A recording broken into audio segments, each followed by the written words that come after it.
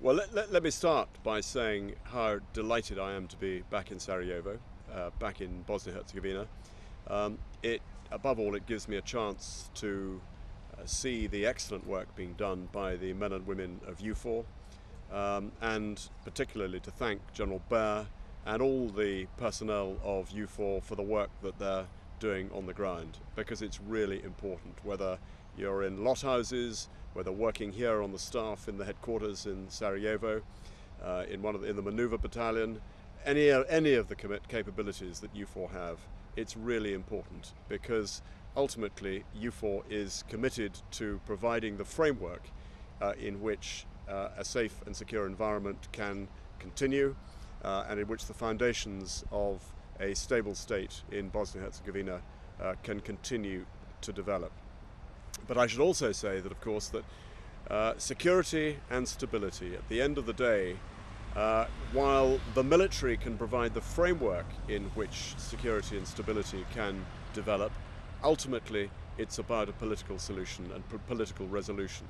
And I think it's also important to say that politics comes, of course, from the people of Bosnia-Herzegovina. And I have to say that it is disappointing that some 12 months later there still seems to be little progress towards establishing the Council of Ministers and a government here in Bosnia-Herzegovina. So there's a message there that actually politics is important, and we would expect certainly those nations who contribute soldiers and personnel and of course significant resources to the European Union force expect to see political developments in a sense as well. I should also add, of course, that the mandate for EUFOR, and EUFOR will continue so long as the nations want it, who contribute to it, the European Union, want it to continue. Change is part of military life, it's part of life in general, and so we should expect EUFOR to continue to evolve, as indeed it has done over the last few years, and we will ensure, though, that EUFOR remains committed to ensuring that stability and assisting in a safe and secure environment in Bosnia-Herzegovina. I think my final point is that as I look and see the work that EUFOR is doing, it seems to me that an area that we should continue to develop is the capacity building and improving and increasing the professionalism of the Bosnia-Herzegovina armed forces. Here I should say that we are all hugely grateful to the Bosnia-Herzegovina armed forces for the contribution they make in Afghanistan.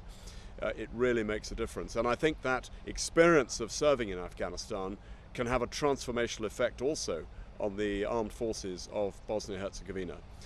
So I would expect the EUFOR mission to continue to evolve. I would expect it to begin to continue to focus on capacity building and contributing to the growing professionalism of the Bosnia-Herzegovina armed forces. And I think through that we can contribute as well to a situation and a state where Bosnia-Herzegovina can really begin to take its place and see the benefits of increased integration with the Euro-Atlantic institutions.